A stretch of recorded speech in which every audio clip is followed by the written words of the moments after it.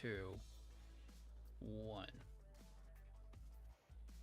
Alright, let's reload the main view so that way I can see that up in front of me. Alright, we've got everything pretty much going so far. We'll wait till we start getting people in to get started. Just gonna go over the book a bit more because I know there is one more part I have to do that's different. It's XNXM. I may end up reusing the skirting for, what does the skirting look for? Are there unique parts for the back skirts on the repair? I may use the avalanche back skirt if there is. Let's see. Is there unique skirting for the back, for the repair unit? Let's see. Is there unique skirting? Doesn't look like it. I need to see. No, so I'm gonna do double friggin' avalanche skirts. I like the avalanche skirt way better. Plus you get that also that other particle effect, which is neat. Well, the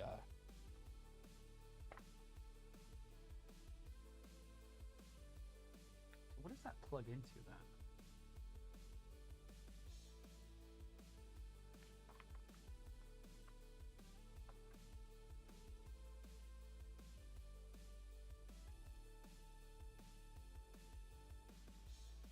That plug into the back? Oh, is there a unique interaction? Ooh, I need to look at that.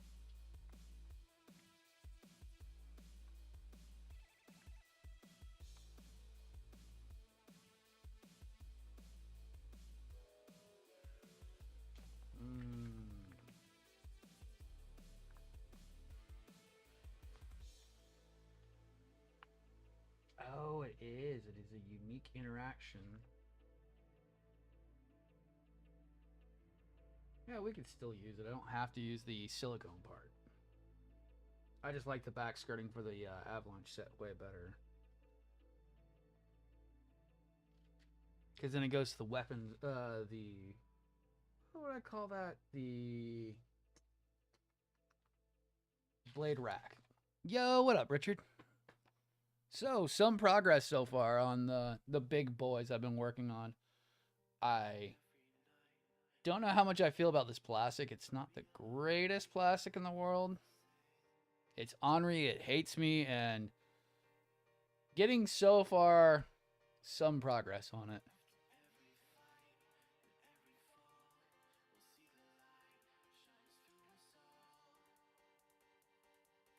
Now, I really doubt Deban did anything to make it bad. It's just the style of how this builds is angry, ornery, and I am trying to get through all of it. And it hates me the entire way. I need to find E. I have no clue what E is. What is E?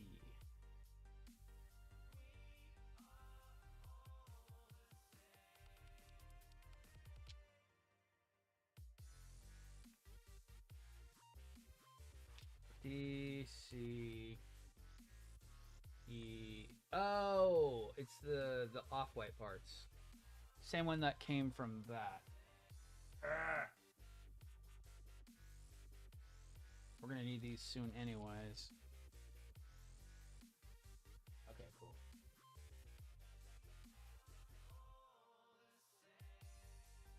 Yo, what up? No, this thing, oh my god. I've been having non-stop wanting to throw it across the room because it is not fun. I ended up gluing these pieces right here on the front of the knee into place because they were wanting to fall off. They're supposed to pop open like maintenance hatches, but in reality they would fall open if you just looked at them funny. And I'm like, no, we're not doing that. We're gonna glue those in place. I'm not dealing with that. I'm not gonna be taking this unit back apart again. I don't mind the little side vents that open up. They're fine. They'll gravitate towards being closed. Won't be an issue. Oh, man. And it's almost a... Yeah, I call it a semi-gloss finish on this plastic, which I like semi-gloss, but it also makes it... how can I put it? annoying for fingerprints. And I have to constantly check that there's no smudging or fingerprints on this damn thing.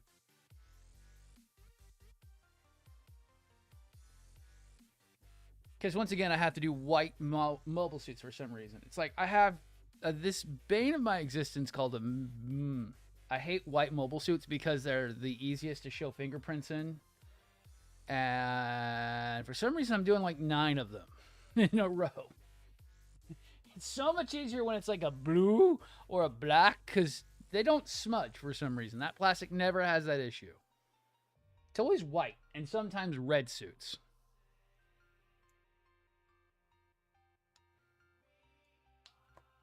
Oh, boy. And what up, Ajax, Donnie, and Shock? Hello, everyone. I was going insane yesterday because I decided to do all of that off stream. Oh, my God. This one's a doozy when it comes to how they want you to do shit. Plus also figuring out what I need where. And so if you were to buy this and just buy an original Bandai, you won't have nearly as many troubles as I'm having. I always have to make everything difficult on me. I don't know why, but I do. Because you won't have 3 manuals to go through. You can just follow your manual and be fine and not go insane. I mean, it's still a shitty manual in the first place, but you won't have to be like me and go crazy.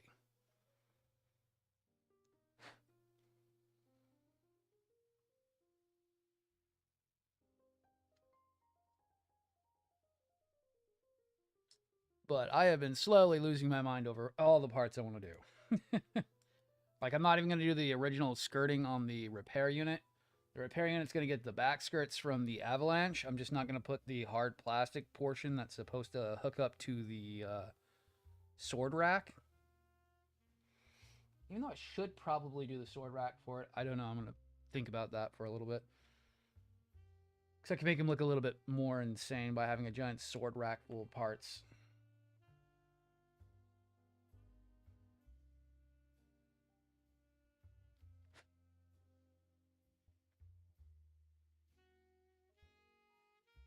Oh, I bet. That SD probably has so many goddamn stickers on it.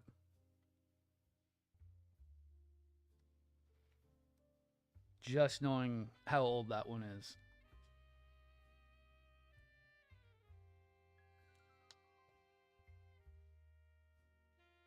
And Donnie, since you're here, I know Ajax is going to be busy tonight. I don't know if we have any topics. I haven't heard from Honored if he's going to be available or not. If we don't have any topics, we can hang till next week. Because I still haven't got really anything for the topics, and we need to go and brainstorm a bit more again. Unless you got something that would be way more appropriate, and we'll have to accommodate for us only being 3 men tomb. Okay, yeah, just hang. That's fine. Gives me more time to do shit. Maybe I'll play some... Oh... Ajax will know what I've got, what I'm doing. Doing the honor mode of... Because Wifey's been playing it so goddamn much. So I've started an honor mode of Baldur's Gate 3. I could probably stream that tonight. It'd be fun. Get to watch me just skip dialogue and go fucking crazy.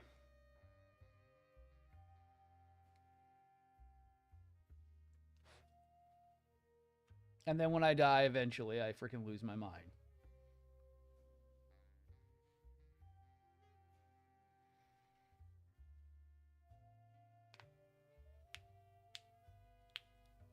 Baldur's Gate's one of those games where even though you've played it a million times, even though you've gotten to the end, it's never the same again if you go back around.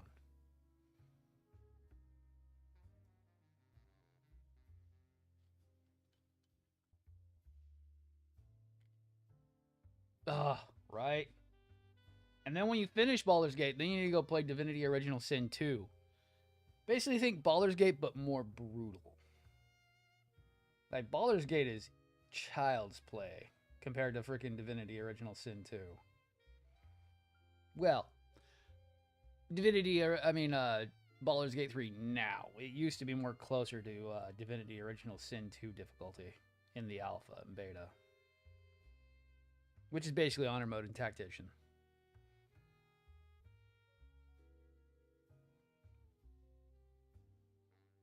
Like, my main playthrough is already on Act 3. I've almost finished the game. But wifey keeps telling me how much fun honor mode is. Or also telling me how much it sucks. The only sticker was used with the eyes. Ah, nice. Okay, so Divinity is just like Baldur's Gate. It's a TTRPG, just like Baldur's Gate is. It's a little different. They base Divinity on D&D, but it plays so different. There are things I actually like in Divinity that they didn't really do for Baldur's Gate. My favorite is that as you gain more experience and you get more skills, you get combination skills. Like if you go, what is it called? Like if you're a geomancer and you go for necromancy, you can actually combine spells together to make more powerful ones. It's really weird. I loved it.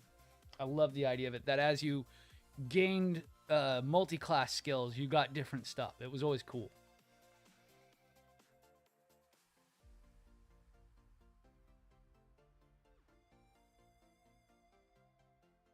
But brutal is putting Divinity Original Sin 2 lightly.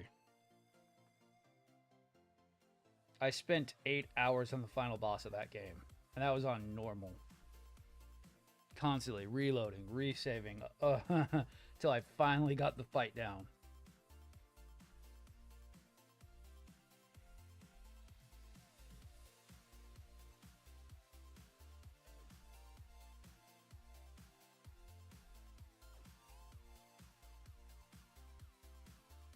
And we'll snooze the first ad, because fuck that thing. I don't make any money off of it anyways.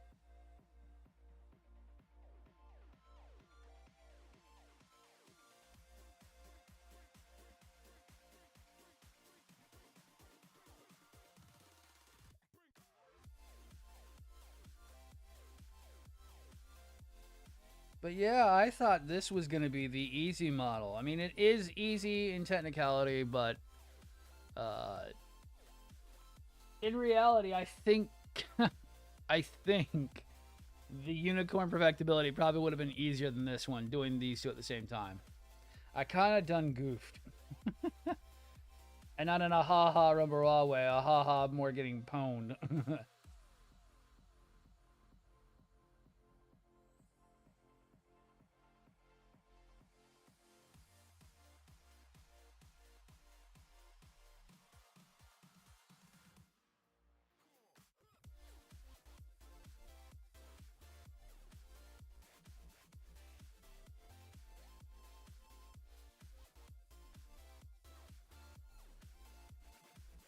Oh, yeah, dude.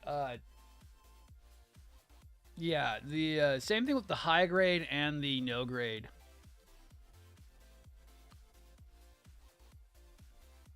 No, shock. I would not be surprised. I did the same thing when I lived up in Utah. It's just snow. Fuck yeah, I want Mackers. Let's go. Big Macs are on sale. Let's go. I've driven in blizzards to go to freaking goddamn Redbox. When you live in it, you don't care about it. It's just snow.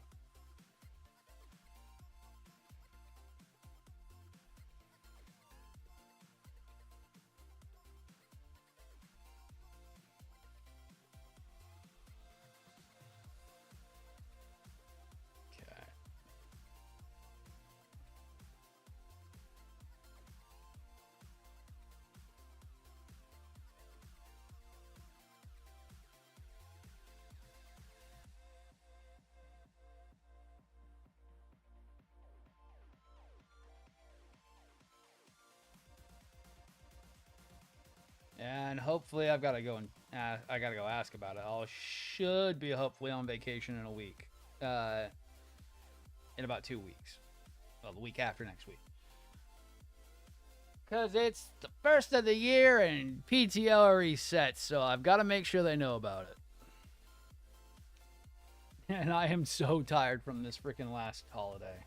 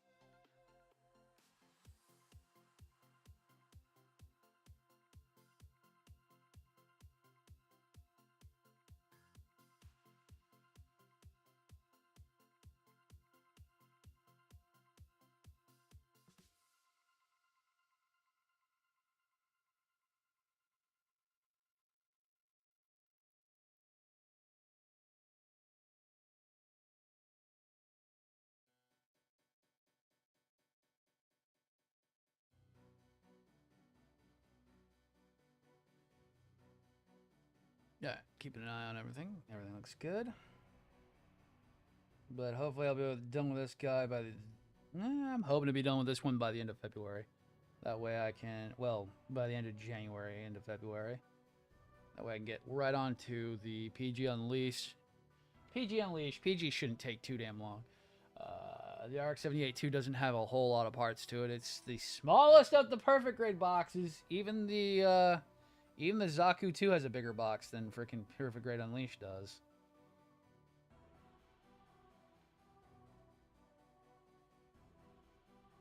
But after that will be perfectibility, and then we'll move on to the Zaku 2, which is going to take a long time. There's a lot of cleanup that has to be done. I've got to do a lot of nub removal because whoever had their hands on it before me really didn't take their time to cut pieces out cleanly, and there's a lot of work that has to be done. I got to take the entire thing back down to...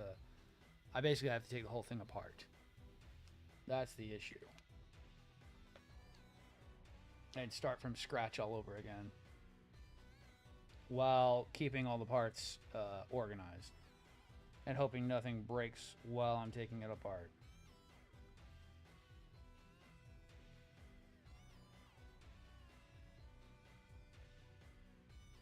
It's one I've been trying to not put off, but prepare for, I guess is the better idea.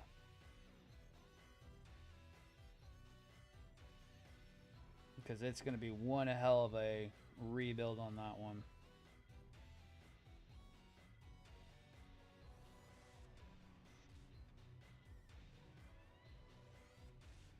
If you get... Okay, Shock. If you want to buy an MG Heavy Arms, go buy a Supernova. Don't buy the Bandai one. Go buy a Supernova. It's going to be similar in price, but you can get either the red with the Igil unit or the custom with the Igil unit. And it's way worth the value because it's the same model. It's just that you're actually getting more bang for your buck. And you're not paying out the nose for a P Bandai Igil unit.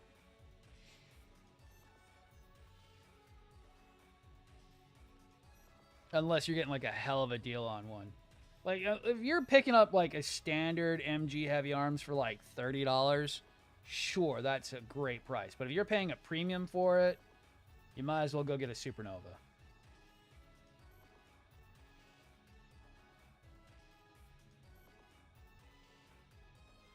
What's the other one I would also say? Like Nataku is the same, or Alteron. If you're going to go and think about getting an Alteron, if you're like dead set on getting the actual EW one, then maybe buy the P Bandai. But if not, go buy the freaking Nataku or the Shenlong from Supernova. I love the design better. It's one of my favorites from Supernova. Yeah, it's a reimagined of what it should be looking like, but I love it so much better. It's one of my favorite of all time Supernova kits. Same with the Sandrock. If you really want a Sandrock, if you want the Armadillo, go for the Armadillo. Don't buy the one from Bandai, the custom or the regular one. Buy the Supernova.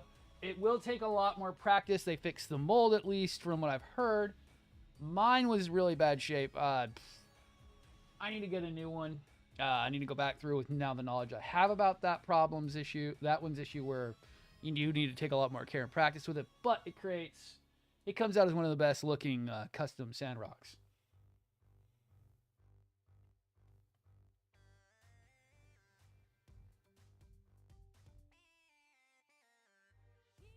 I'd tell you to buy Supernova Wing, but good luck finding one, and Dragon Momoko Death Scythe is the best Death Scythe other than the Death Scythe Hell from Bandai.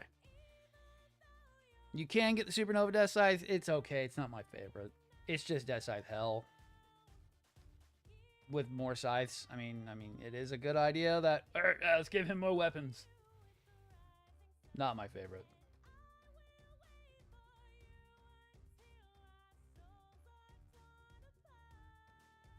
Oh, actually, no. The best wing kit from Supernova is the Blue Flame. I'm sorry, I almost misspoke there.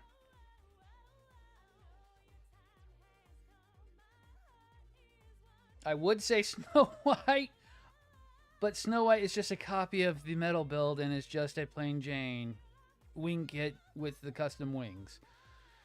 Oh, but the Blue Flame is so much more than that. It really sucks it dethrones the extra Gatling guns. Yes. Just sucks that the blue flame is so much more than. God, that thing. I hate that they did.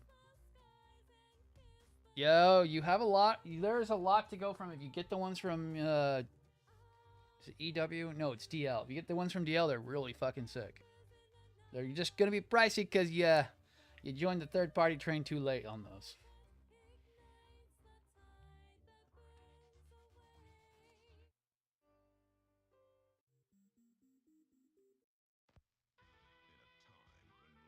I do. I love the Supernova and Band Prelude. It's just the Blue Flame is what we should have had originally when they were doing the wing kits.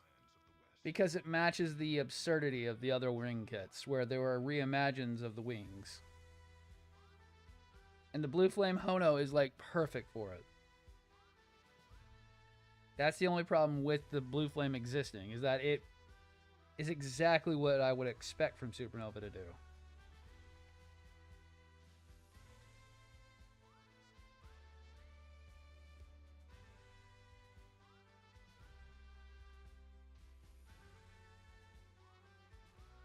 I love the Prelude, but it's like, god damn. They didn't have to go and make it get its butt kicked like they did.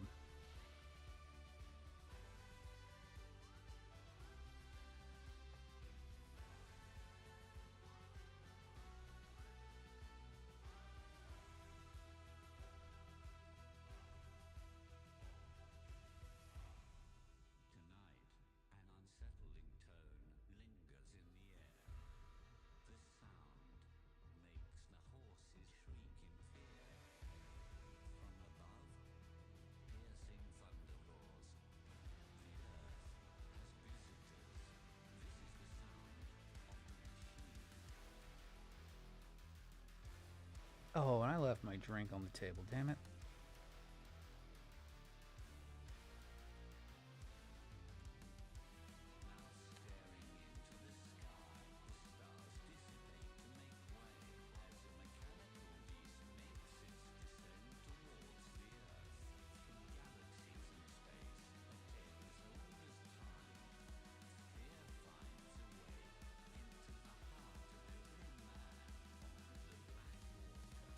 I'm waiting to see if GMC is going to get the G3 PG Unleashed in stock. I might actually spend some money to get one.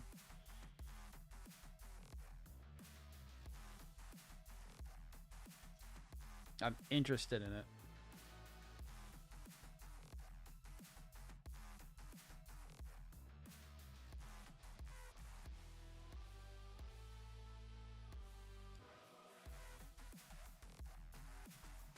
There is some. I'll have to do it right now.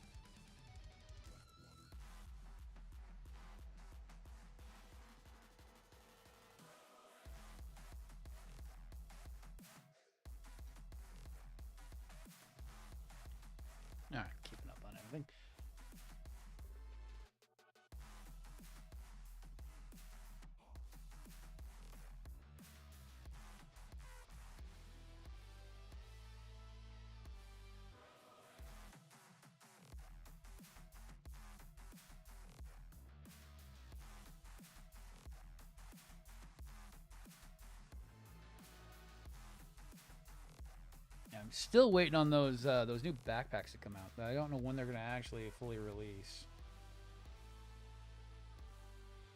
I've got to at least get a red one on order.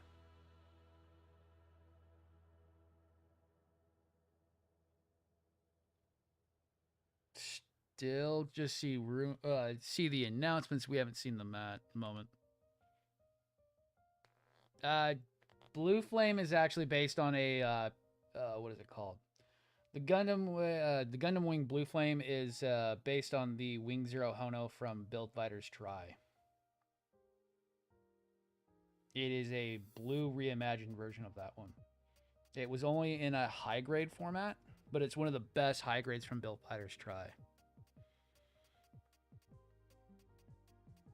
And it sucks that they didn't ever do a master grade of it, because we did get a master grade of Fenice, but we did not get a master grade of Wing Zero Hono.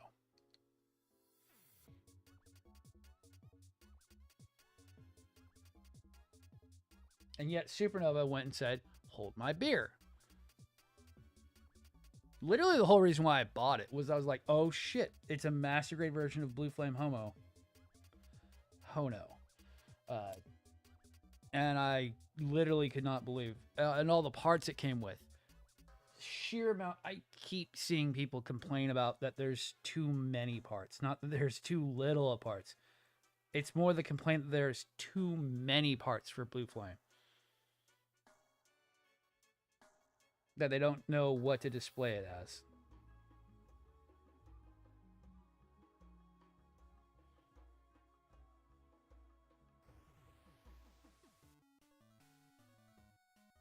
And I don't know if that's a good thing or a bad thing. If Blue Flame...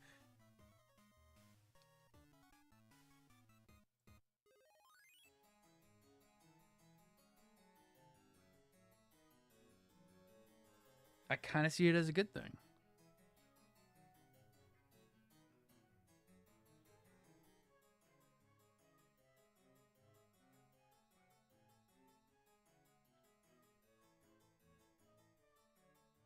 Okay. Now I'm going to try to get that on as soon as I get the E part.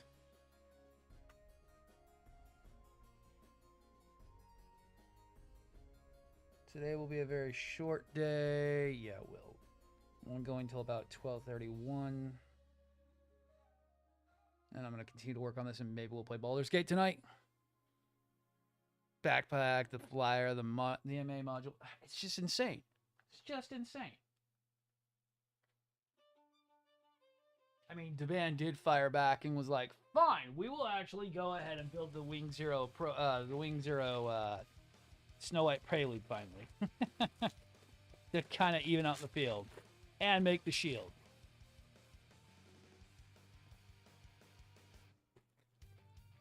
Because that was the big difference between the all three variants of the Wing Zero Prelude, is that you don't have the it's E10. Okay. The Supernova doesn't have the shield because they had to scrap it for production time. But yet the high resolution, I mean the MJH and the Devan has the shield with it.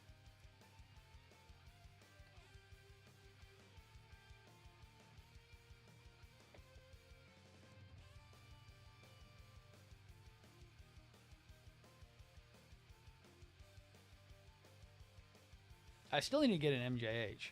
Yeah, without extra cost. Dude, I know. I know. That's why the Glory was insane. The Glory was insane for that extra stuff. Or the insanity of the new. Like, yeah, it was a nightmare to build all those, but still, that's a $600 add-on for the new.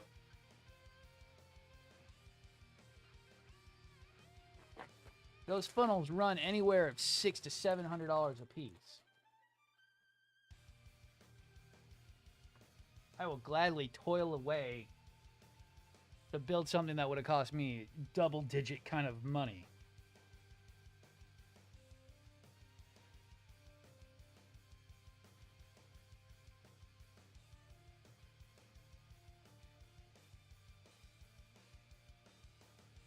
I mean, even Kotobukiya is kind of in that field of where you want the extras, you gotta pay way more money than you thought. I mean, I've had to pay extra for the big cannons on my Gojo list. If that was from Supernova, I would have got them for free.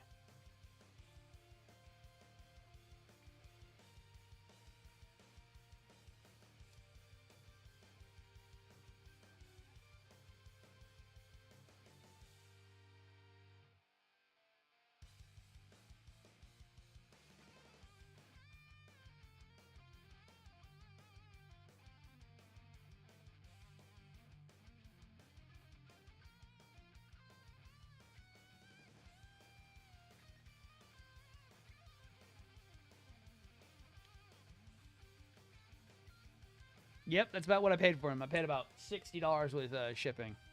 They are not cheap. They are not cheap. I mean, it's a lot for what you get from it, technically. That is the thing about Kotobukiya. They don't skimp.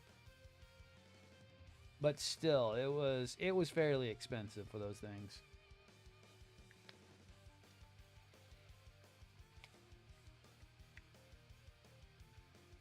You're trying to find ones out of print? Good luck. Like, if you're going to go for the red horn, well, the green horn booster pack or the Koenig Wolf sniper rifle add-on, might as well get it while they're available because they get super expensive when they're out of print. I tried looking for the Dark Horn add-on. I could not find it for a reasonable price. The Dark Horn Gatling Cannon add-on, Jesus, that thing was expensive. I was seeing like, way more than it should be.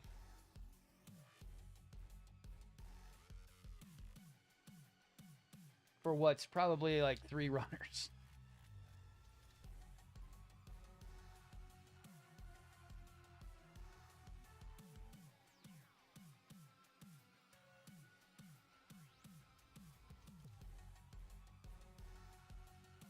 Like, I'm just glad my Buster Tortoise is on the way.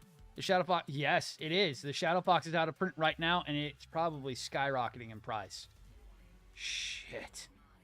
Last time I tried to buy a Shadow Fox when it was out of print, I was looking at like $160 for one.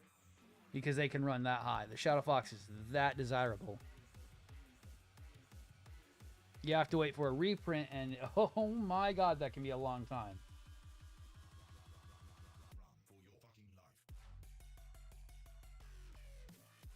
Might as well buy the Red Fox and paint him black.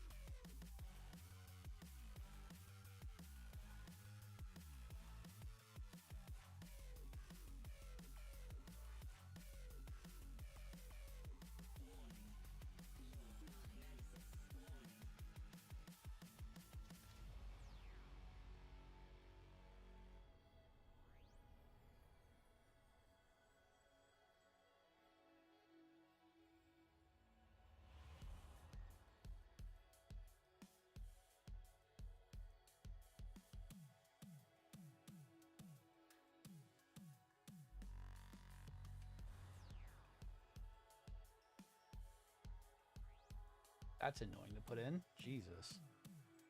Has to go in like in a right angle.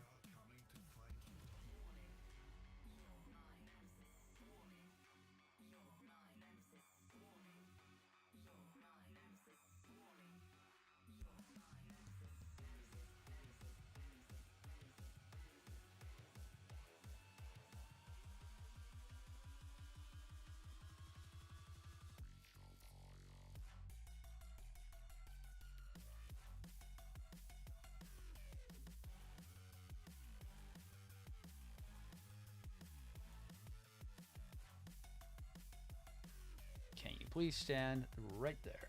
Thank you.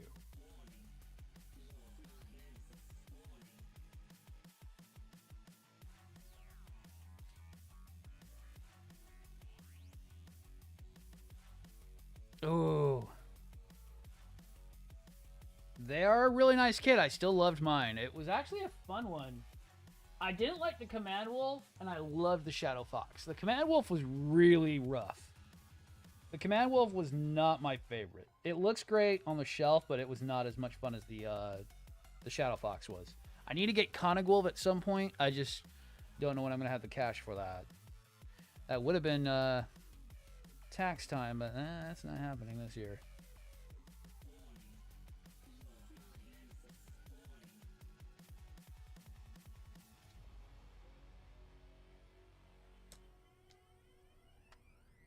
Well, that'll have to be next year's tax time, but I don't know.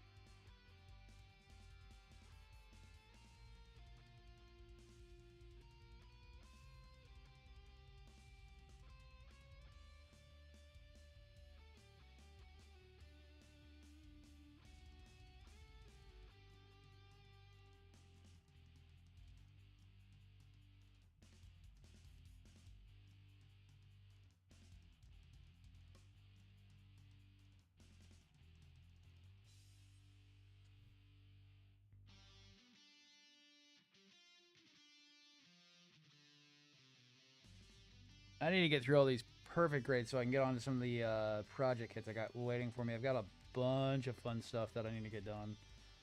Some of them are kind of on hold till some stuff comes out. But I do have some stuff planned. I do want to get onto that Astray Mirage at some point. That one's going to be fun. It needs a lot of color correction, but I can get it done more than likely.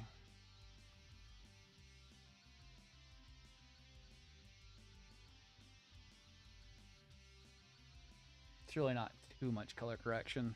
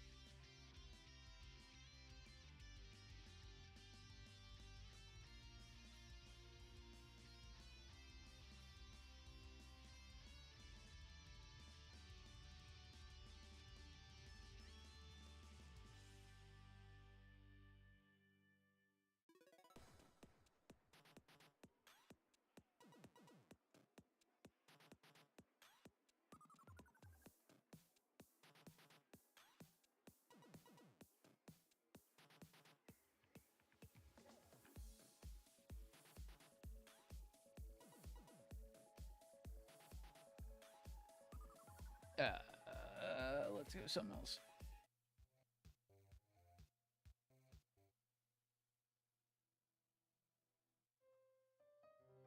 Yeah, that's better. I need to get onto my Testament Gundam at some point. That one's going to be fun. That's a double kit because it'll be the what is it called? The Divine Striker is going to be going to a Red Frame Astray that I've got parts for. I'm really waiting for the Dragonics headpiece and shoulders to come out for it because those would be great for that one. I really need those parts for that. That'll be cool. The Ragnarok sword pack and flight unit coming out. I need to get a new 6601 for that one. Which will be cool because that backpack is really fucking awesome. I love the style of it. It's basically blue flame freaking red frame because it's kind of how it has the feel of it. It's kind of like, oh, what if we stripped? What if Low dropped in and stole all the blue flames ability, armor and weapons?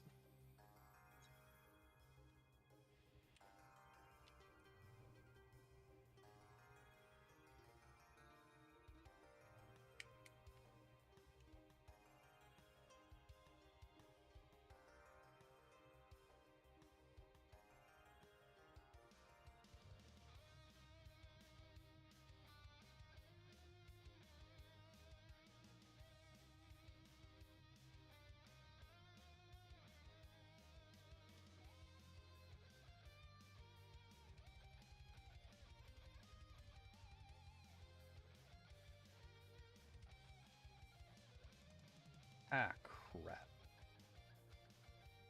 Ah, crap. I gotta pull that whole damn thing off. Damn it.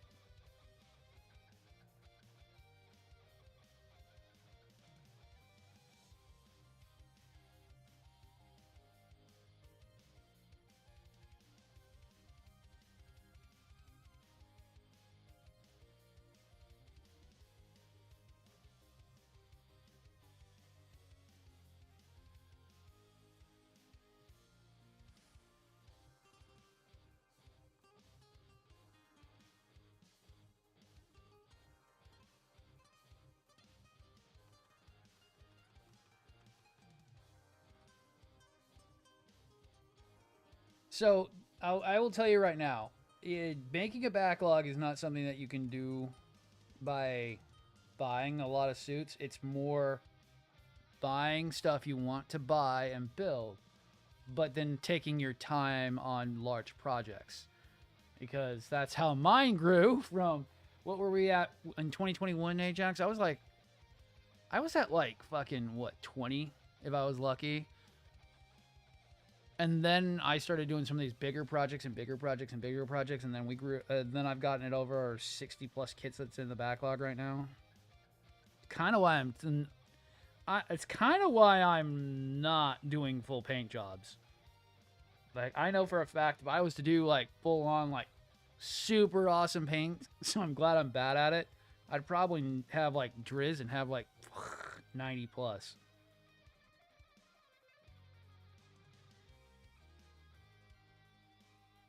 I already know the friggin' goddamn the Zaku 2 is going to be the worst pushback. We had a little bit of pushback from Gojulus and frickin' New being so long. But I think Zaku 2 is going to probably take like 6 months. There's so much work I got to do on that one. And with the way I want to do the lighting kit for it.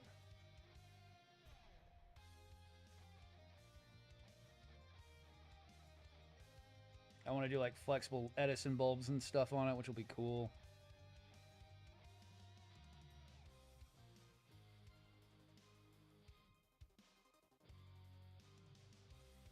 They're just hard to get.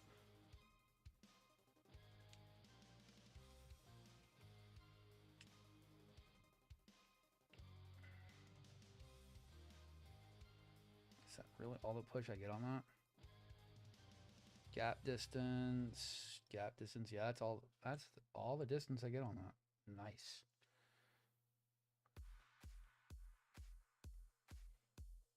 I really was not in the opposition of backlogs back in the day. Because they were kind of seen as laziness, but really it's not laziness on when you think about it. It's more of a hoarding culture if you have way too many. It does get a little bit concerning when you're really deep. Like, I am concerned with everything I've done.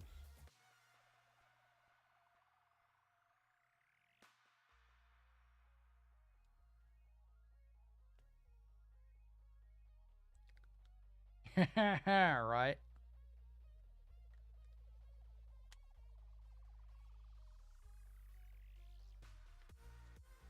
Yeah, you say that now. You hanging around here, you ain't gonna be saying that for long. Ask half the guys in the freaking the Discord alone.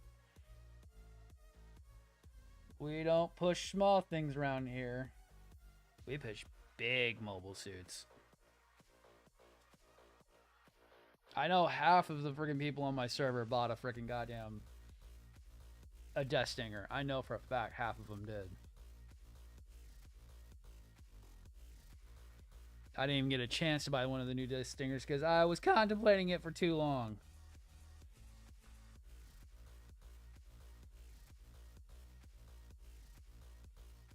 Yeah, there should be another drop at some point.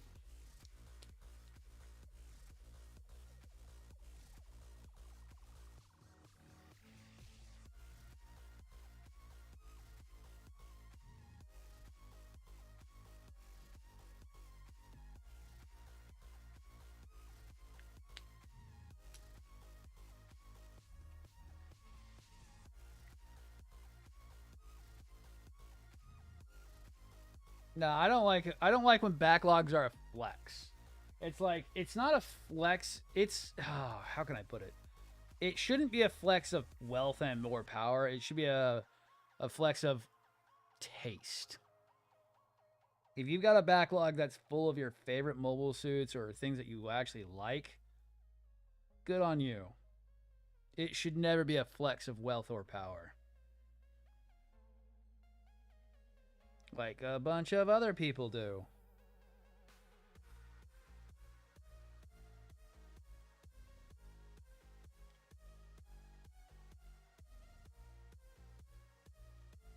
Exactly. I mean, shit, the Glory. I'm so glad I bought the Glory. The Glory, I've still got those rotating machine guns that I gotta do for, I was gonna do those for, what is his name? Blaze. Hopefully Blaze can even hold those damn things up.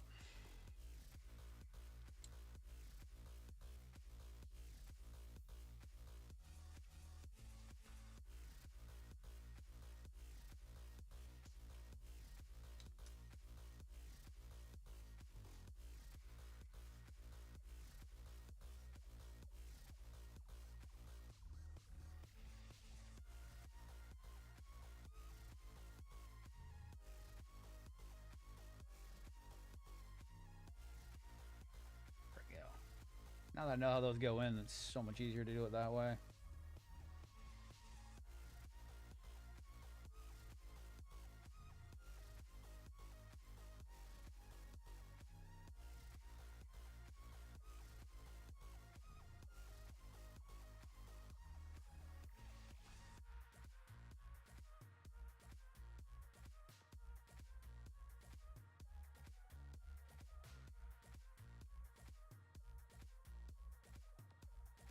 And I don't put a goal on fucking backlogs at all. My backlogs are literally just things that I'm like, ooh, I need that and that and that and that and that. Bye, bye, bye, bye, bye. The worst one I think I bought was the Zong. That one I bought out of principle because I was like, I'm never gonna buy the Zong unless I can get it like a fraction of the price for it because I really don't like it. And it was on for a fraction of the price. So, yeah, I bought it. When am I going to build it? I have no idea. What am I going to do with it? Probably going to repaint the shit out of it because I hate the color scheme.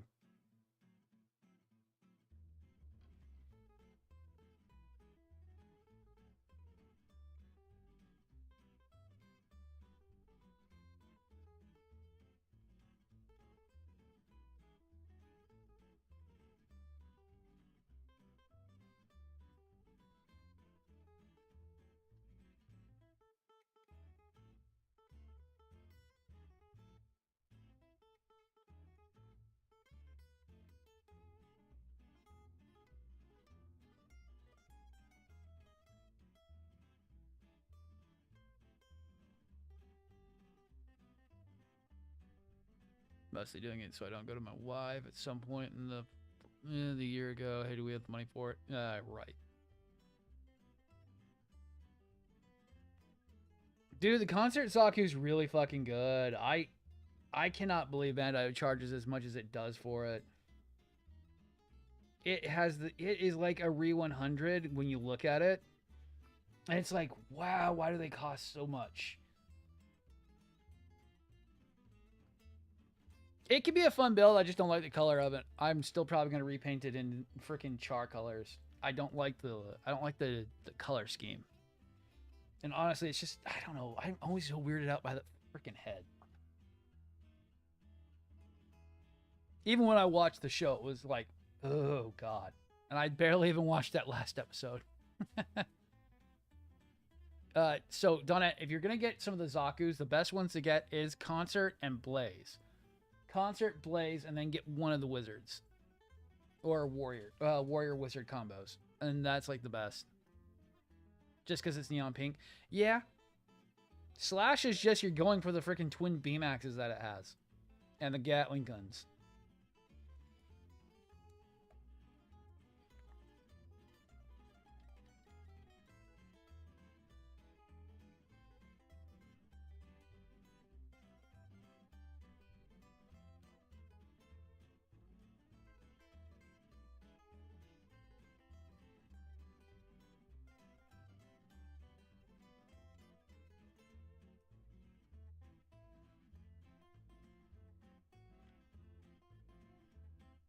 But the Concert Zaku is really, really good.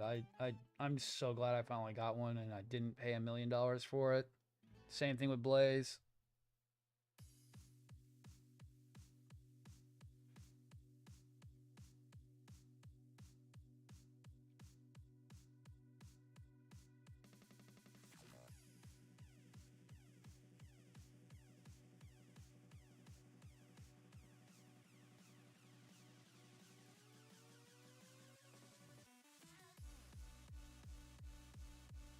Oh, dude. Okay, so Ajax, I can't remember. I know I told you I watched this one channel, but have you ever watched it? Have you ever heard of Javman? God, I can't remember what fucking numbers he's got on it. Or he does mobile. He's a very small channel that does reviews for Gundams. Yeah, he even complained about the fucking spikes. Like he was like, I went and painted it, and I wanted to be so nice and be like, you good about the freaking third party one, but he's such a I don't think he would ever go and touch it. He's kind of one of those who's very Bandai proud. But he just did a review of the actual Bandai one, and it was just like, yeah. Hated the fact that you had to do freaking conical stickers on a master grade.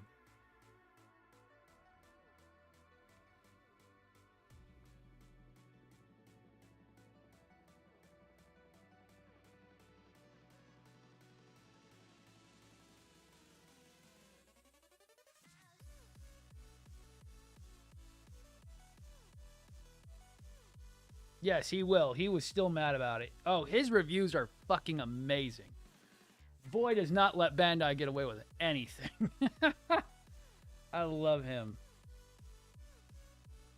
Jabman is not like other Gundam reviewers where it's like, oh yeah, it's so amazing. This model kit was so great. No, this piece of shit sucks. He will literally tell you that. He's like, I had to go and fix this, and I had to repaint this, and then this. Boy does not let Bandai slip a little bit.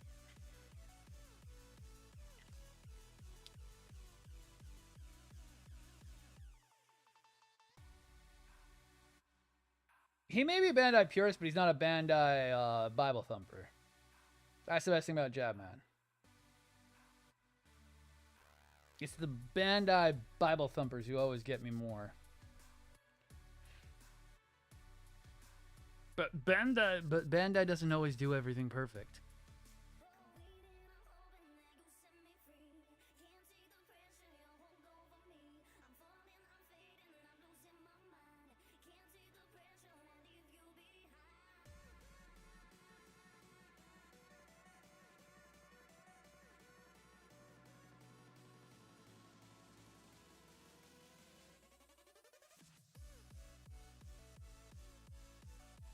It is really hard. The line is very faint in the sand. You have to talk to somebody who's very, very not a pusher of loyalty.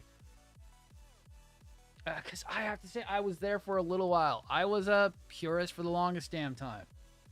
I was a Bandai purist for a long time. I was dabbling in freaking Supernova for a little bit. what really burnt me on? Oh yeah, duh. I know what it was. It was really the new and the real and the Neo Zeong are really what kind of burned me on Bandai Purity, and the fact that I just couldn't find cool stuff. So it was just before the pandemic, really, and that's when I started dabbling into stuff that was outside the range. So we'll say around 2018, 2019. So I was still able to get stuff like I was still able to order like the 00 that I needed, and that's how I did the 7 sword, is because I had to get a 7 sword because there was no risers available. You couldn't get GN riser because that's P Bandai. There were no regular risers available, so I had to go ahead and get a 007 sword. And then I bought a 00 riser after that as well, and then made the twin risers that I did. But at the same time, I was starting to kind of wean. I'd already done the Supernova Wing, the Supernova Heavy Arms, the Supernova Nataku. But then Dragon Momoko did a new run of these. Yeah, Dragon Momoko did a new run of the DM Death Scythe. And that kind of what set me off, because I always wanted it. Yeah, yeah, that's pretty much why people go to Twitch. But yeah, so DM Death Scythe kind of set off me going into the third-party market. Yeah, it wasn't great. I wasn't perfect at it. But the problem is, it's still the best-looking Death Scythe I have. That's kind of what pushed me to go further. That was still when I was buying from Samuel Decal and everything, and I was still getting kind of into that territory of finally letting go of my Bandai loyalty. And that's why I offer multiple sources, Shock. If we're having an issue on Twitch, we go to YouTube. If we're having an issue on TikTok, we go to Twitch. If we're having an issue on Twitch, well, you can pick one of the other two.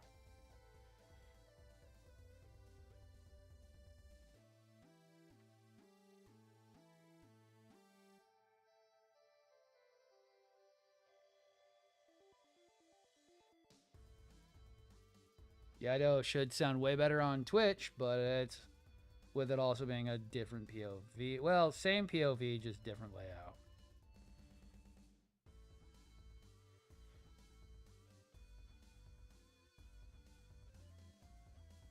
Audio gets kind of compressed on I don't like Facebook. I'm not a very big Facebook person.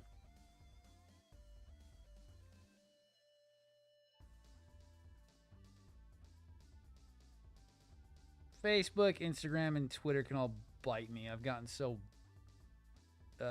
much backlash on those ones before. I'm not even really doing those.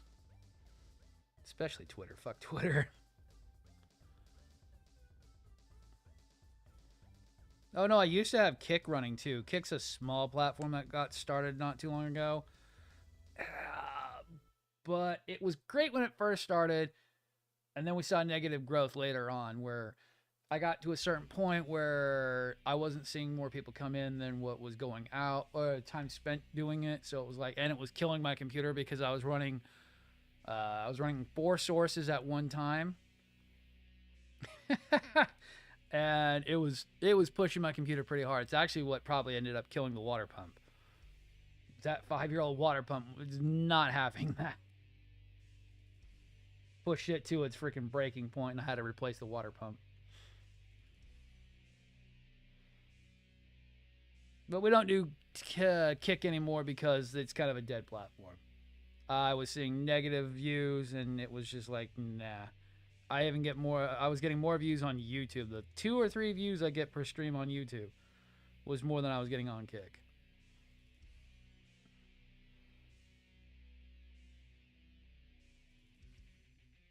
I really use YouTube as a I really use YouTube as more of a video archive because Twitch does delete videos after, I think it's like 3 months.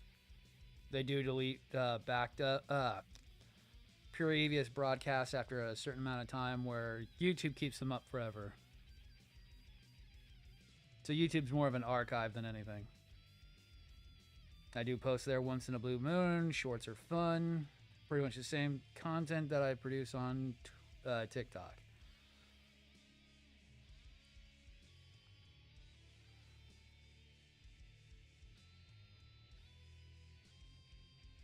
Oh, dude, freaking Kick was just so.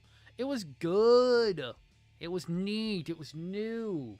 But it just.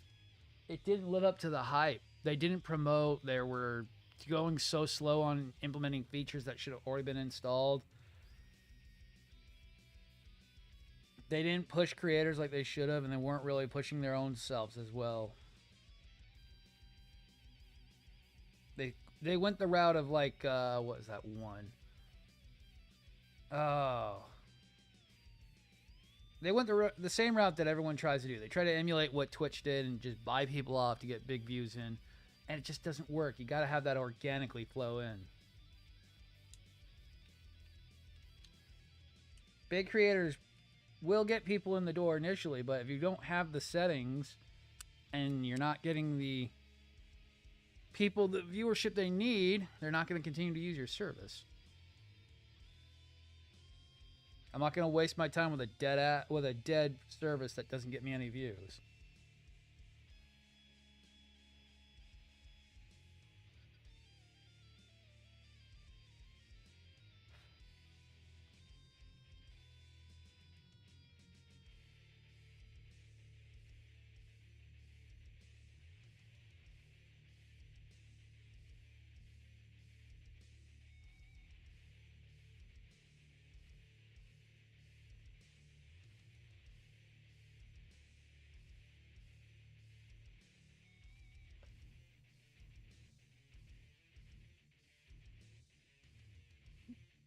Not much. Just take your time and don't force parts. If it doesn't feel like it's going in, sand down or ream out the hole for the peg. Don't be greedy. It's based on the EW sets, so the frames can use a little bit of tightening if you really want them to hold up their heavy weaponry. But they do come with full-on stands. I can actually... Which one's the easier one to grab? Knock over heavy arms or mess with freaking goddamn Death Scythe? Death Scythe's more stable than freaking heavy arms is.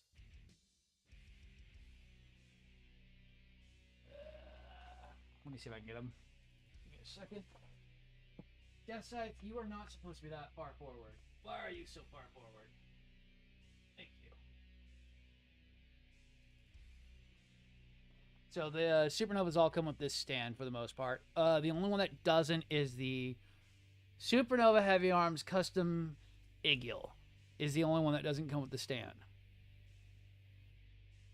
But all of them mostly come with the stand.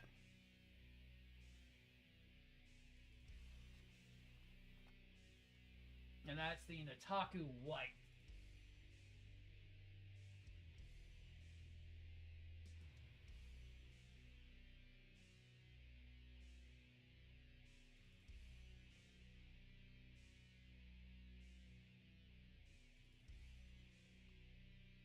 There is also a green version of that one. They're really not that bad. The prices are not too bad either. Currently, they're going for about retail.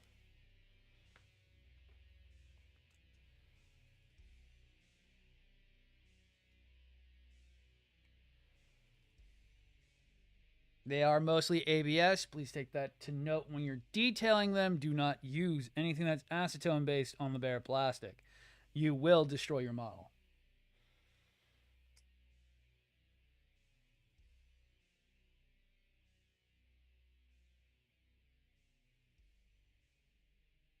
But it is buttery smooth ABS plastic and it is all undergated. That's what's really cool about Daban and Supernova, even Dragon Momoko. They mostly do undergating. So what you see is what you get. You aren't going to have massive gating on the armor or anything. It's really nice when you go to build those. Like the one I'm working on right now. This guy doesn't have a lot of undergating. They're really keeping it mostly to the white parts And only in certain areas are they undergating, which is like, why didn't you just undergate the whole damn thing? Please, undergate.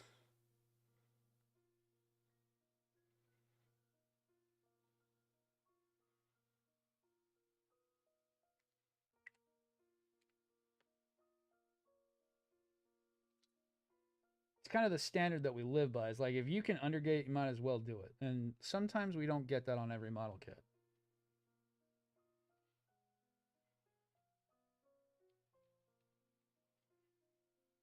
Well, excuse my French. Every Bandai model kit doesn't have an undergating. Almost every third party does for some reason, which is always so weird.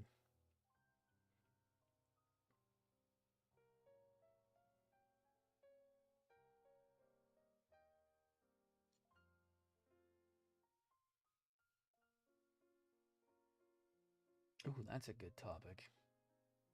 Do you prefer or hate undergating?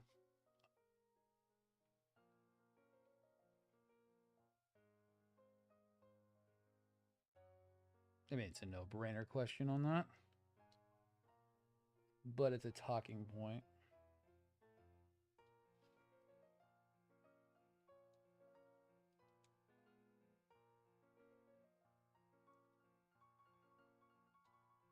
Uh-oh. What happened, Donnie? Did you get called in for work?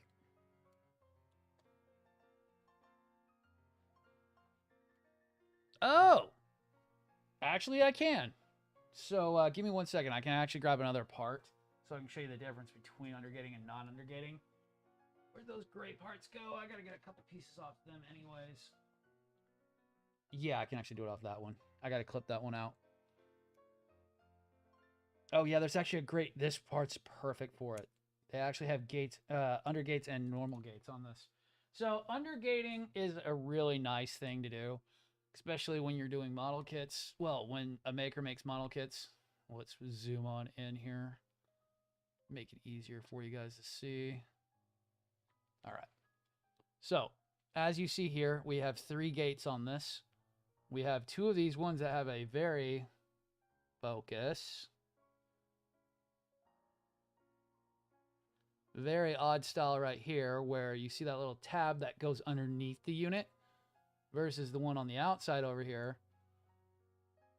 Focus.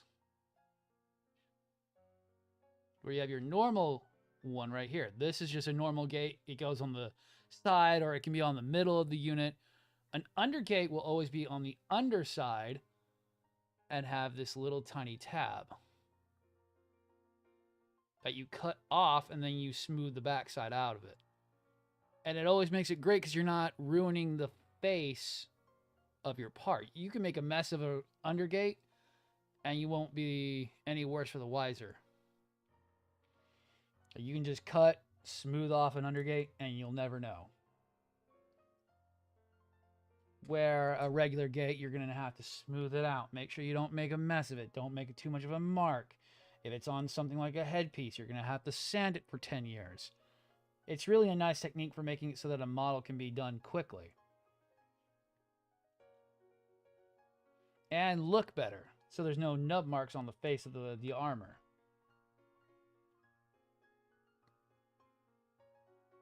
You don't have to do as many sanding or hiding techniques on it. So you can see, you can't, you'll more than likely, I'll just face it up there. So you can kind of see where that nub mark was, but you're never going to see it because it's on the back side of the unit. Oh, dude, that sucks.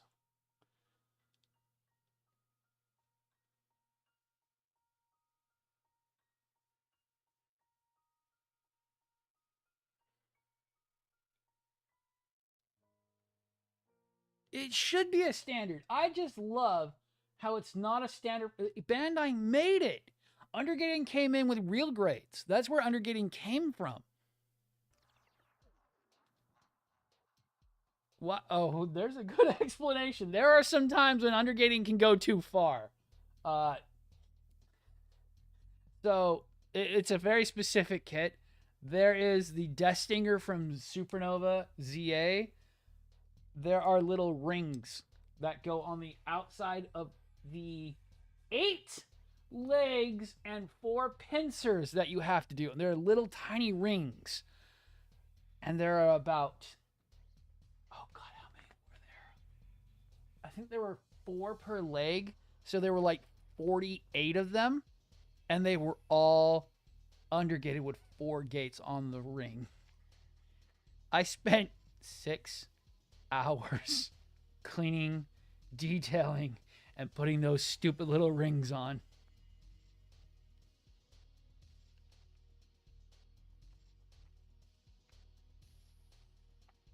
There are a time and place. But yeah, I don't know why they hate doing undergating. It's so weird. It's so weird why they hate doing undergating. It's like when the third parties can do an entire model kit that's completely undergated to the point where, oh no, dude. Oh shit, fire department got called. Oh shit.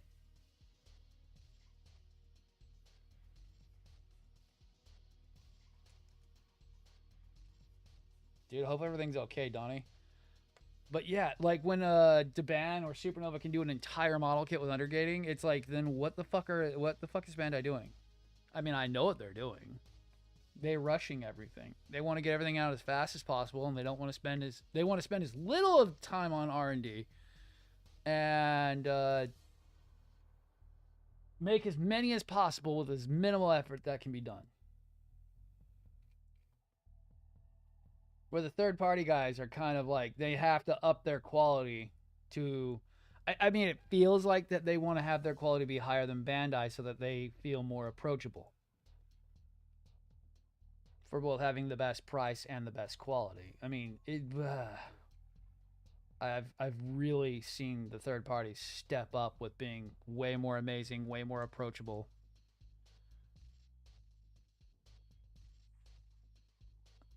Than Bandai's been lately. I don't need a pander to high grades that are just terribly made and just sticker cities. I don't need that. I want extremely over the top freaking master grades that are insanely cool. That's what we want.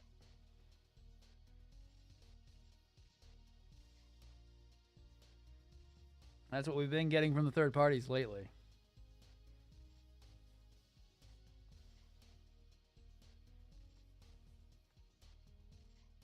Yeah, yes, they do.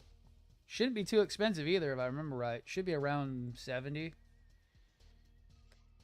Yeah, it's the Igil unit. It's the glory of the. It should be the glory of the losers one with the Igil unit.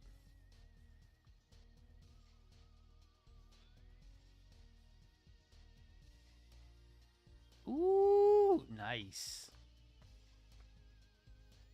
Ooh. Oh, no, no, no. I have worse. It's not just the you're talking about the are you talking about the ones like on the what is it goddamn called? Like on the RG Epion, the whip? The multi-plastic injected ones? That one would be a good one. I want to have at least 3 to 5 topics before next week since we're going to hang for the weekend. So that's 2.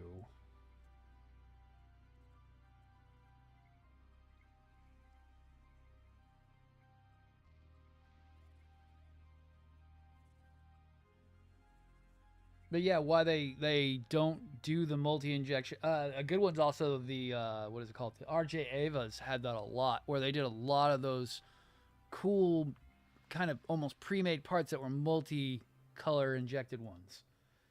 And it's really weird that we don't see that very often. Oh, dude, I wouldn't know on that one. I buy my stupid little modular shelves. I wouldn't even know for a T-ster. That thing's huge.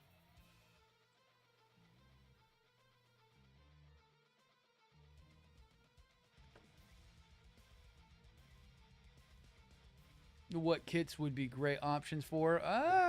Could be. I mean, we've done stuff like that before. Put that on the maybe pile.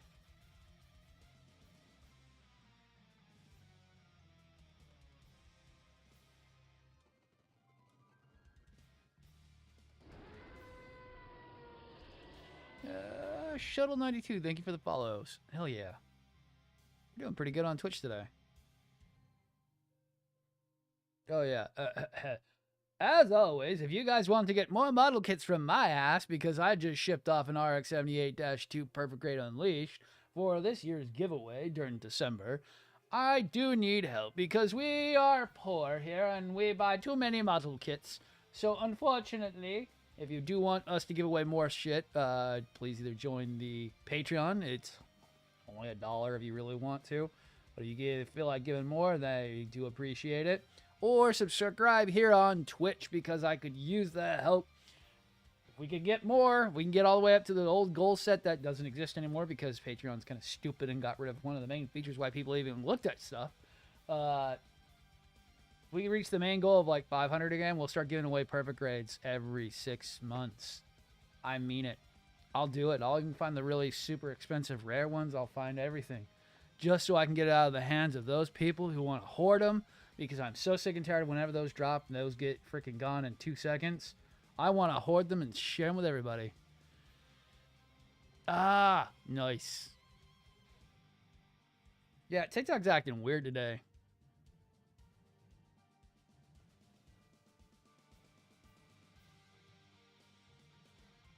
But as always, thank you to all of my lovely patrons. Let me see if I can pull the list up. I'll just do the shout out. And Ajax, I still consider you on there. I know your circumstance. Trust me, I know.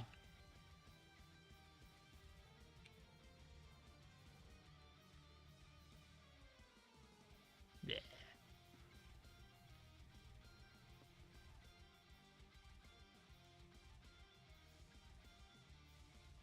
I probably can't get up onto it, can I?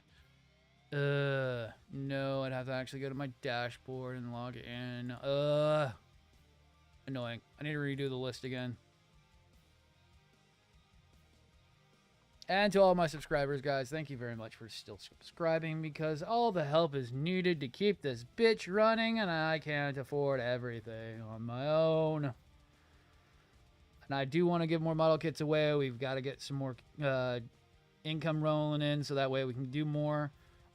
The more I can get in, the more I can give away. And those who have been with the channel long enough know I'm not stupid enough to lie about it. I'm stupid enough to do it. There you go, man. No problem, man. It's just a matter of time. I've been doing this for so long, it's not even funny, and I still try to keep everything straight as much as possible.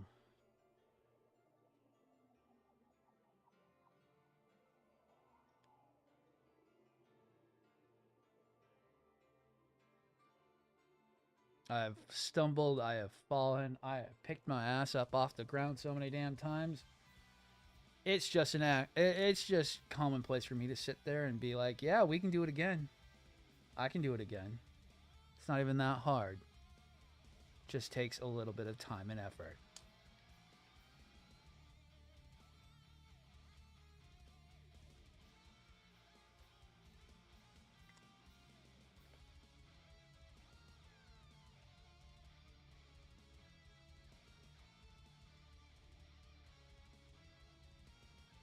Because I want to make sure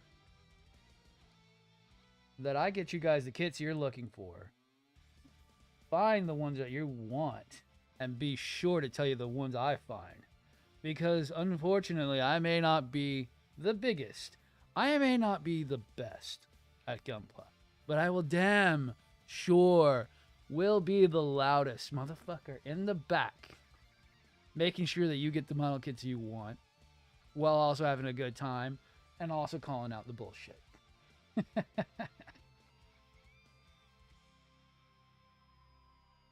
Because I am tired of the toxic side of Gunpla.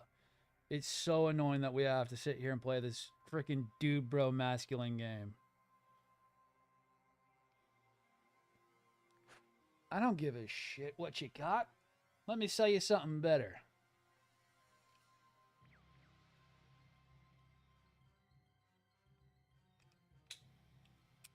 Or let me help you find something better as well.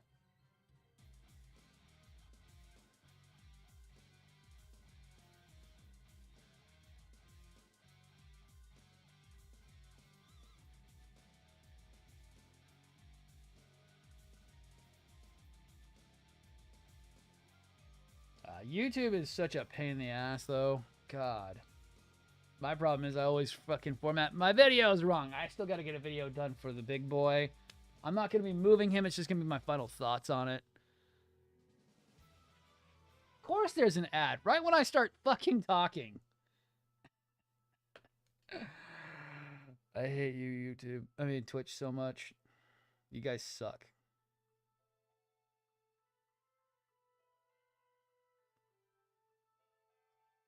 Thank you, Sonny, for the likes. And I will be talking back to the motherfuckers when I get back because Twitch decided to pull an ad on everybody.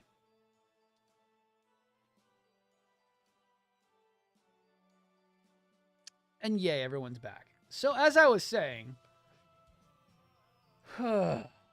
yeah, YouTube sucks because I always film the wrong format and I have to redo everything over and over again because going between TikTok, YouTube, and Twitch, it's so annoying.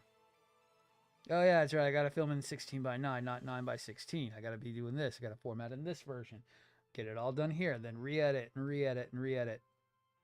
But I gotta get a video done. It's gonna be my final thoughts on the new. I'm not gonna be moving it. I am not gonna be touching it. I don't feel like spending an hour trying to get those funnels so that they don't try to tear itself apart. Those things are heavy. And I got it set up to where it's not trying to kill itself right now. And I don't feel like messing with it. Because it's a strong build, don't get me wrong.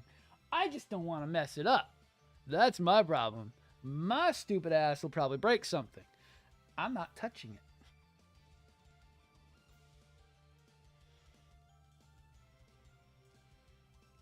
Because I'm dumb enough to try to fix something or do something even dumber.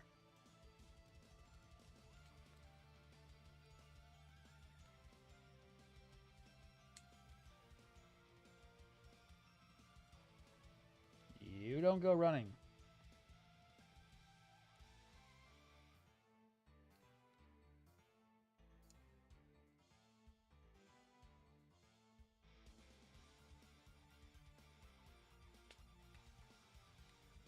There we go.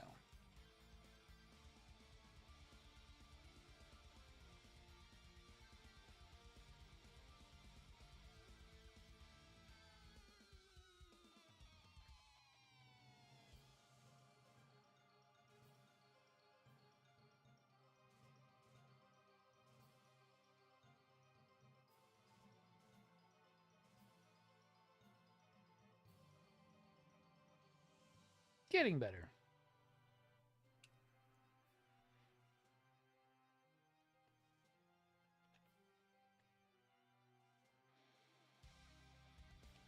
Getting more looking like it actually has armor.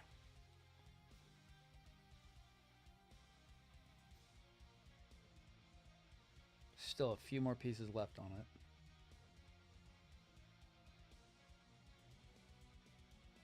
it. All right. Oh, there. If you're looking at Mofia, welcome to death. Because there's so much. I have so many things to show you. I'm a Cenobite when it comes to the freaking item things. You opened the box. You wanted to see. I will show you things that you wanted to see.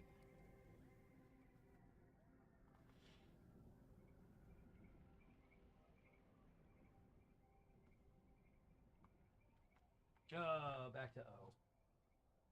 Thought we were done. Nope. Not at all done with O. I need... Where is it at? It was 08. All right, 08. This tiny one. Wow, it's already 12:30. God damn. probably get these ones done. I'll try to get those ones done.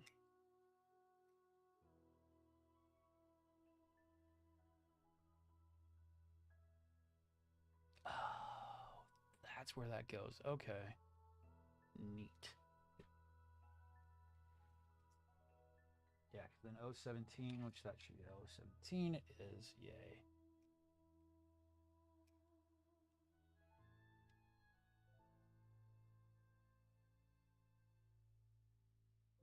Might as well buy the Strike Freedom. Oh yeah, you're gonna go for the whole setup with the Deban one. Yo, it's actually really good. It's based off the metal build, so it's pretty close to the what is it called? The MGEX.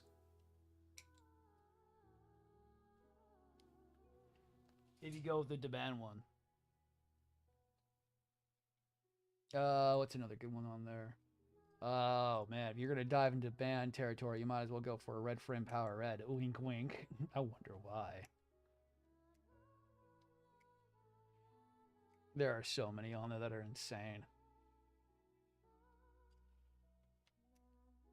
You would think a lot of them would cost a lot more too. I mean, that's the whole problem with freaking third-party shit, man. Is can we get rid of the slow music today? I'm not in that kind of mood. No, I need some of the hardcore and drum and beat. Better, but not what I need. No. No. Better, but no.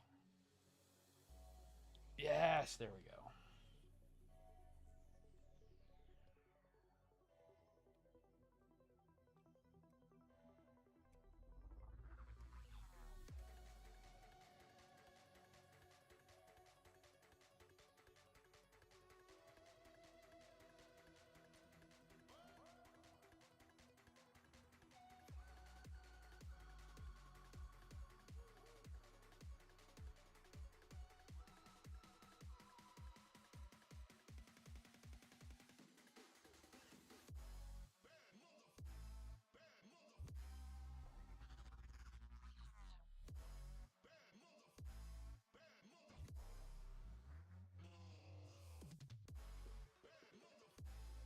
And let me see.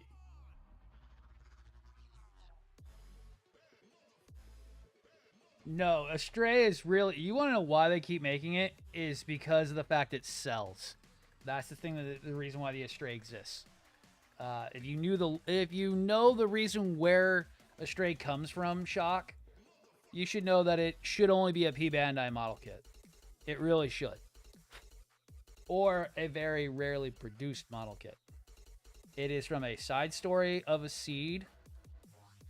It is a very long series that's much longer than Seed itself, but it is a side story. But the problem is Astray sells. We've had this conversation many a times between me and a couple other people, and we've all come down to it that it's just the fact that it comes with swords. No. Seed Eclipse is actually a side shoot-off of Seed versus Astray. Seed Eclipse would be actually considered a side story, kind of like what is it called? There's another one that's kind of the same way. No, Seed versus Astray is what it's called, and it is a very long storyline. The first volume just got its 30th anniversary, which got a someone did actually do a translation of it, but it's unavailable now. But they did a whole compilation of the first volume.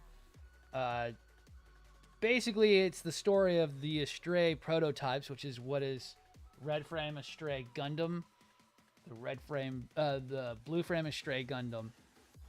So there are 5. It's the blue, red, green, gold, and Mirage,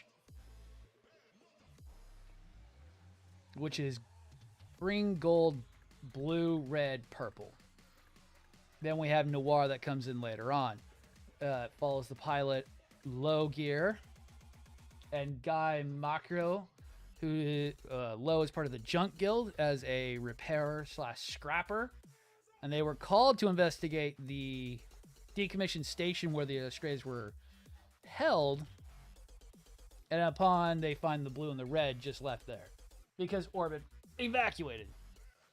No, not at all. Not even close. And if you say that again, I'll give you a little bit of a timeout. Because I always find that that's such a bad way of claiming them. Because the problem is that, yes, you can claim they're Power Rangers, but they are nowhere near Power Rangers. It is a... so a good way of putting it is it's basically Zoid's New Century, but in Gundam. Is how it plays out. People want to say that because that's what they look like. Yeah, if you look at a Red and a Stray, they kind of have that Power Ranger feel, but that's kind of just a side shot of how they made it. The exposed inner frame, the lower armor. That's because it's supposed to be a grunt it's a grunt based prototype. But really, it's more about how the characters actually evolve. You learn more about Lo as you go through. You learn more about Guy. The Gundam fights go in between there. You have your main antagonist Shogu, who actually owns Orb and stuff, and you see the evolution of the mobile suits over time. Gold gets blown up like 5 different times and then finally becomes Mina. It was actually kind of an interesting read. People like to just sit there and label it Power Ranger Gundam because, yeah, it looks like it. It looks like it, but they're not. Not even close. And anyways, even if they are, so what? That's the other problem I would have to say is like, and what's wrong with that? At least they have a theme that's more than just, okay, A, B, and C. It just got robbed of getting a series. There's a small, very small test. I want to call it a pilot, but it's a test footage that they did for some stupid thing. I can find the link for it. Give me a second. Yes, is a manga. But they also did a test run.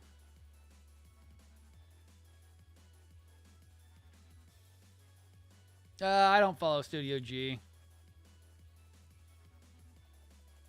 Give me a second. Let me see. And also, whenever anyone does like, let me actually look it up.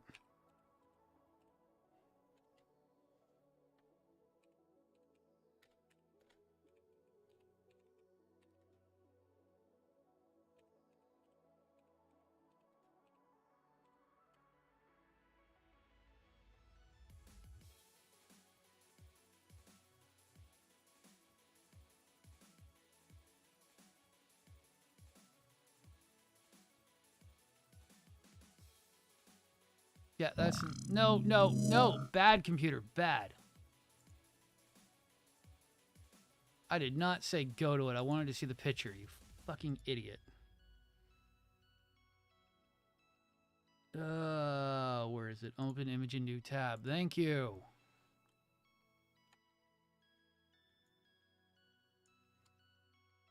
Oh, I kind of actually don't like that.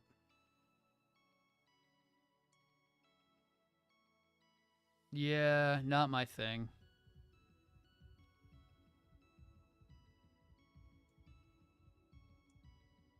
Did you just use it? Oh my god, let me go see this. Give me a second.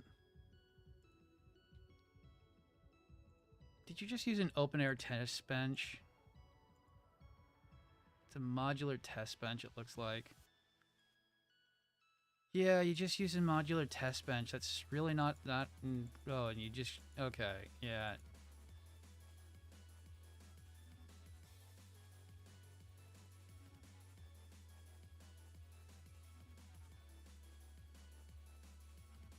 Wow, don't show me how you actually built the computer at all. Just show me all the crap that you put on it. That's not really what I care about. Cool. Yeah, that was... This is quite...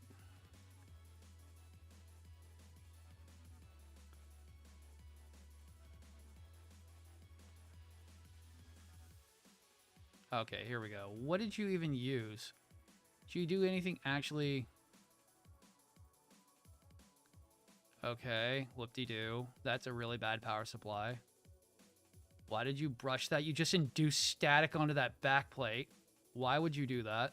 I'm actually watching it right now just so I can kind of cry. Why are you using a Hyper 212? That's really not the greatest. Yeah, you just use... Okay, no. I could do something better. I could do that one better. I could do one better. It would cost a lot more than that, but I could do one totally better than that. He just put a diorama in front of an open-air test bench. That's not even really... I'm trying to not be mean and say that's not that impressive. I kind of say that it's okay, and he used a perfect grade, too, which... I wouldn't have used a perfect grade.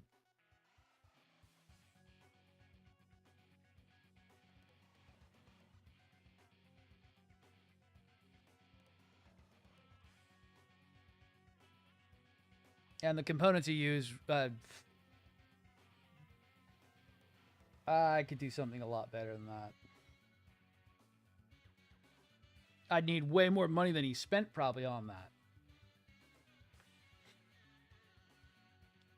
Let's see, like, fuck, I don't think you guys can see the workstation behind me. Like, the workstation behind me costed like $2,200 to build back when I first built it, and that was expensive. Probably gonna get copyright because I had 2 seconds of sound in there because I forgot my thing was loud.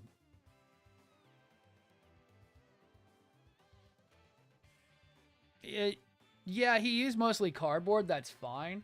But there were so many ways he could have done that a little bit better. I did not like what he did to that graphics card. That made me cringe. Taking what would look like a horsehair brush to the back of the backplate made me cringe because that can induce static. Yeah, it's not as much of a thing anymore because we kind of insulate PCBs now, and we also freaking conformal coat most of them. But yeah, you shouldn't still do that in the first place.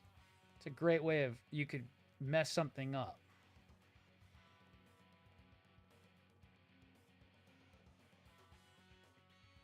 Should still take care to not induce static.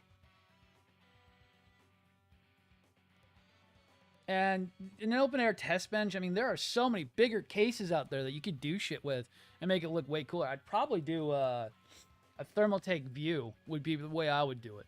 The thermal take view is a giant glass tank, and there's so much room in there. I mean, you're just going to do, what is it called? I'd probably just do freaking the same thing I do right now, is just do AIO cooling on it. And you could hide all that stuff in the back, but you'd still have the motherboard, the graphics card. You could even do a vertical mount on it and still have that all visible. But then I could put props in there, and thermal take views are gigantic. They're like 2.5 feet tall, that you could put a whole design in there, and I could easily do that kind of shit all day long. All kinds of fans, and you can put props in there. Really easy shit to do. That's just more, he put a diorama in front of an open air test bench. And putting a Hyper 212 on a 2800K, well, a 12,800K, not something I'd put on that. Hyper 212s can only handle up to, what is it called? 700 watts of power, and if that's the brand newest thing from frickin' Intel, those are really powerful right now. I mean, even not overclocked, they're pulling insane wattages from the last time I was actually keeping up. Intel was starting to get pretty toasty last time I was looking at PC parts.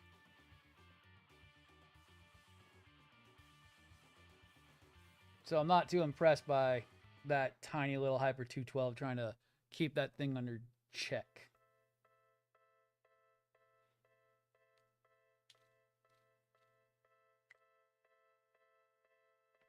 But I'm not being too critical on it. I mean, it looks okay and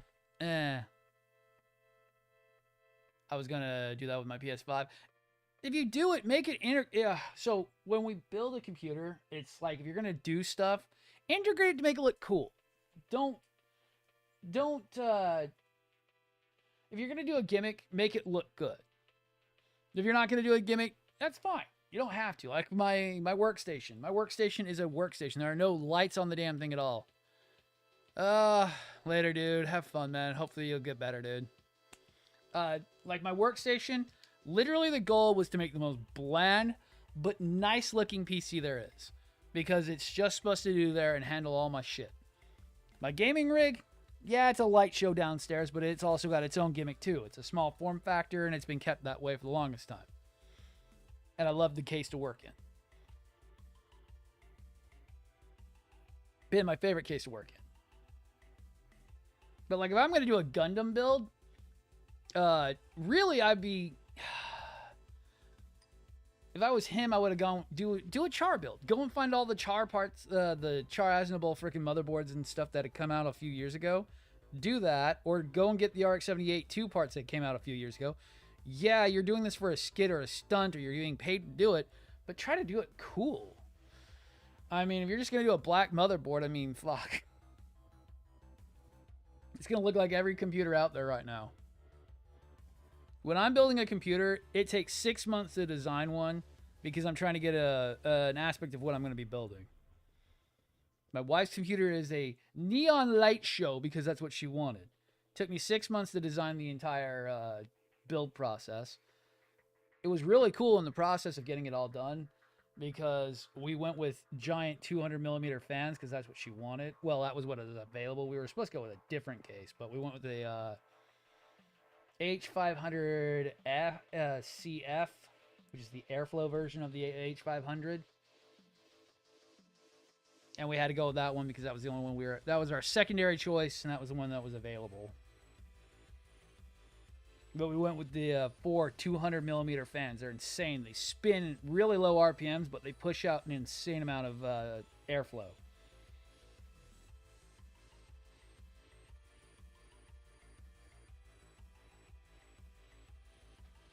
And they're neon. Oh, they're all RGB, and they're fucking hilarious. But we designed it all around being neon brights and everything. There's so many lights in the damn thing, and it's got the big glass window that we wanted for it. We chose the motherboard was the secondary choice. I went for it. I wanted a different one, but it was not available at the time. This was back during almost like near pandemic times and during the mining shortage. So it was really hard getting some parts in. But we wanted the board that still had enough light up features that she liked it. It went well with the old graphics card she had in there, which is in my rig right now. It's her old 1060. It still matched when we threw in the 2070. I mean, the 1070 that I had in it for a while, which was my old gaming one. And then when she finally had enough time and there was availability, finally found her RGB graphics card. Yeah, it's an airflow card instead of being a hydro, which I'd rather have a hydro card in there. I like having water-cooled cards more, but it works for her taste at the moment. It was annoying getting it set up. Oh man, PC monitors suck to buy too. I still run off wifey's hand-me-downs because she likes to spend money on monitors where I like spending money on hardware.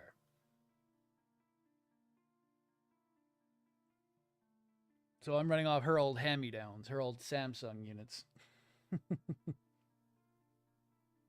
I was supposed to get her old monitor that she has now, but that's not going to be happening. The way this year is going so far. I don't think she's going to be buying a new screen anytime soon.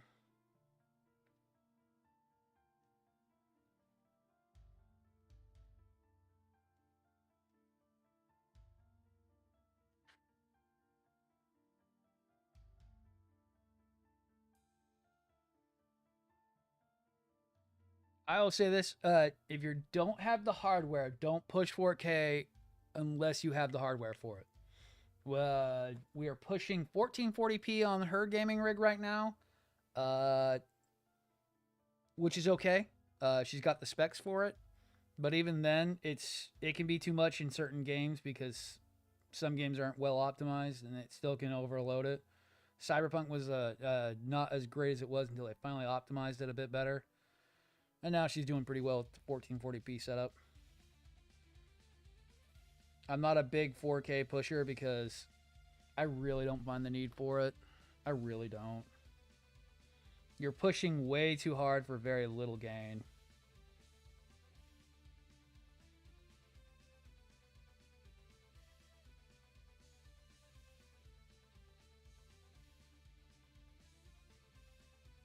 Ah, there you go. Yeah. I still rock 1080p. I have no problems with 1080p. Like, I have a 4K TV. I barely fucking use it.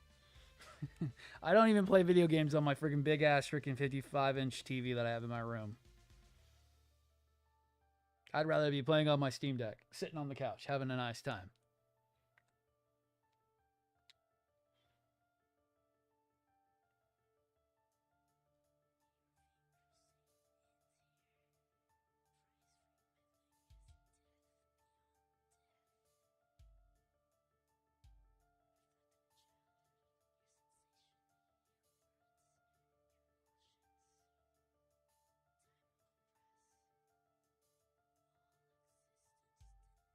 I don't know what it is about handhelds lately, but I've really been enjoying stuff like my Switch and my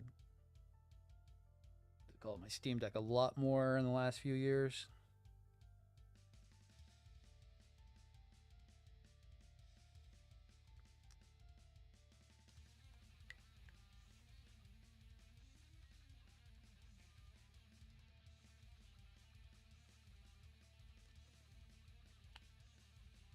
Yeah, like I don't mind playing big. I don't mind playing on big screens, but it's like I like the portability nowadays.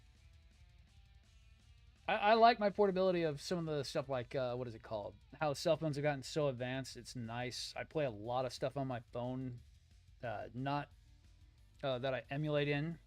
I've gotten all the way up to I can get some GameCube games to run on my phone nowadays. It's been sick. Some, not all. That little thing's pushing as hard as it can to play those. But like PS1 games and PSP stuff will play perfectly and flawlessly. Love it. All right, what time is it? 12:51. I'll have to finish up the rest of these later. But stuff like the Steam Deck's been fucking awesome.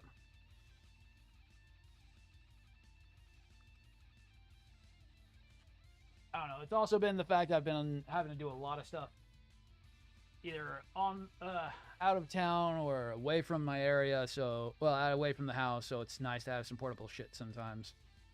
Kind of why I don't have a laptop. I like my kind of setup of my main switch, my light, my Steam Deck, and then my iPad Pro.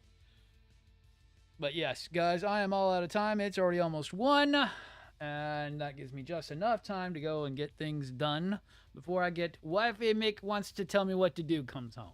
So I will see you all later. I will be back tonight. We'll probably play some BG3. I'm going to fail. I like to kill everyone in the room because I'm stupid, and if they look cross at me, I'm going to steal their loot and take all their stuff. So we'll see how long I survive for. And if we die, we die. And we'll start over again, and we'll probably do like a pulled character at some point. But I am out. I will see you all later. Thank you, and bye-bye.